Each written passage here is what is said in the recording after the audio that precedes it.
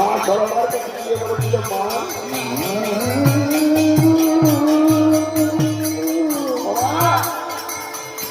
অতি সরা করে সাজিয়ে দাও। সেই দিন সরমা কাঁদতে কাঁদতে বলেছিল, ধরনী রে, তুই যে আমার একমাত্র পুত্র নয়নের বোন, আমি তোর কেমন করে পাঠাবো ওই রামচন্দ্রে যুদ্ধে? ওরে ধরনী রে,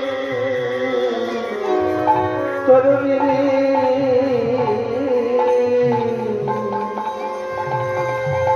তুই যে আমার একমাত্র নয়নের মণি, মণি